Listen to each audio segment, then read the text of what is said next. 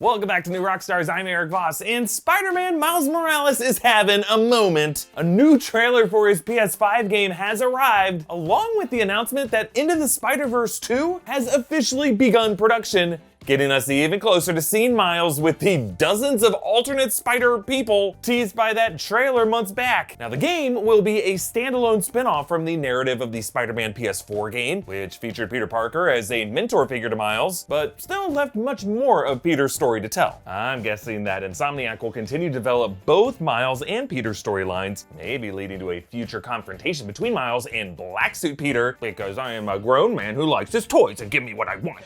Awesome! The trailer's New York winter snow, Miles' electric powers and invisibility, his possible confrontation with the Prowler. These are all beautifully rendered versions of elements from the first Into the Spiderverse film, which the filmmakers intentionally animated at 12 frames per second to evoke the stilted, hiccupy movement of an awkward kid trying to break free of the pages of a comic book into fluid cinematic confidence. Based on lots of evidence, I actually believe that Into the Spiderverse 2 will be so expansive that PS5 Insomniac Miles Morales could swing right into it. A crossover cameo, along with every version of Spider-Man we've seen so far in the SPUMC. Spoomsy? Sputnik? Let's start with a quick recap of the art designs teased in the earlier Into the Spider-Verse 2 trailer, and which spider things we're likely to see. Miles Morales, of course, is coming back. Gwen Stacy was confirmed as well. Now, the teaser art suggested we'll also see Spider-Ham, Penny Parker, Spider-Man 2099, Miguel O'Hara, and we can assume Spider-Man Noir. Aunt May could come back in Spider-Man form, judging from the logo art that looks like something she might have stitched or knitted. Also confirmed is the Japanese Spider-Man from the 70s series. Another logo suggests the 90s animated Spider-Man that many of us grew up with. We can also assume from that 2099 post-credit scene that the retro 60s Spider-Man has got to be joining this as well. Other logo art has suggested Ben Reilly, Cindy Moon, Silk. There's definitely a crescent moon that was visible in there. Spider-Punk, Spider-Woman, Jessica Drew, the Secret Wars suit, Mr. Negative, or maybe the Ghost or Spirit Fire suit from the PS4 game, maybe Doc Ock or Olivia Octavius. And then a real violent looking red scratchy one that could refer to Carnage, or maybe Kane Parker, Scarlet Spider, or even Marvel Zombies. Lord and Miller also recently tweeted that they originally pitched an Into the Spiderverse 1 scene that would have crossed over Tobey Maguire, Andrew Garfield, and Tom Holland, but at the time, Sony felt that it was too soon. I guess even more too soon than Andy Garfield Spider-Man swinging back to those hilarious quips after grieving Gwen Stacy for like 2 minutes. But that pitch probably would have been around 2015 or 2016. Into the Spider-Verse 2 is coming October 2022. That is plenty of time to distance from the Andrew Garfield Peter Parker, or time for us to get used to Tom Holland Peter Parker, whatever the hell too soon referred to. And if Toby, Andrew, and Tommy are down for the cameo, the Spider-Verse is ready.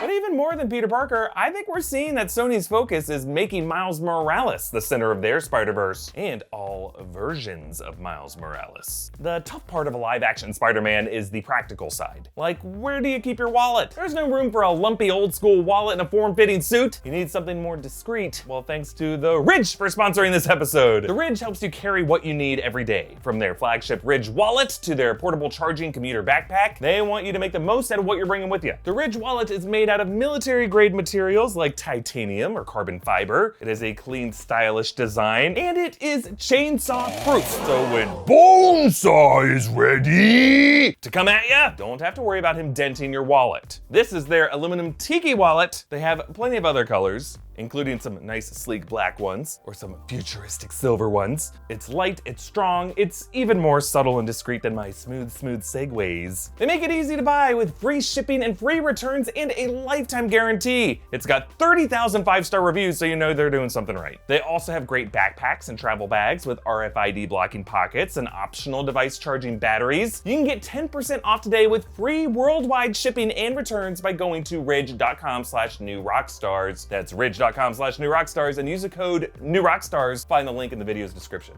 Miles Morales is the future of the Spider-Verse for many reasons, but the main reason is money. Due to Sony's deal with Marvel Studios, the live-action Peter Parker is a title that they have to share creative control with a rival studio. Last year's renegotiation drama proved that. But Miles Morales is a character that they have complete control over. Into the Spider-Verse was a super successful film that Sony Animation made completely without Marvel Studios. They don't have to share any of the profits from Miles, and Sony's about to make a buttload more money using Miles to sell their new flagship consoles. This could put Disney, which has no huge gaming console and is really struggling to profit from its most lucrative vertical of parks, in a position with less leverage when it comes to any future negotiations for the Spider-Man properties. In other words, Sony doing really well makes it harder for Disney to buy out its film properties. But how does all this translate into the Spider-Verse 2's plot? Well, one thing that doesn't get brought up enough is the fact that the first Into the Spider-Verse already had some overlaps from the game universe. One of those suits in the Spider Cave is straight up the white logo Insomniac Spider-Man suit from the PS4 game. Now, yes, you could argue it's just an Easter egg with minimal plot implications, but this franchise is all about opening things up to all Spider things across all Spider media, including from animated film to television with that 60s Spider-Man cameo, and a live action with that conceptualized Tobey Andrew Tommy scene. So I think it's fair to say that the universe of the Insomniac games exists among the spectrum of parallel dimensions within the wider Spider-Verse. And that means that Miles Morales from the PS5 game could certainly cameo in Into the Spider-Verse 2. It's almost a no-brainer. Miguel O'Hara's Risk Tech Goober, or Gizmo I should say, allows autonomous multiverse jumps,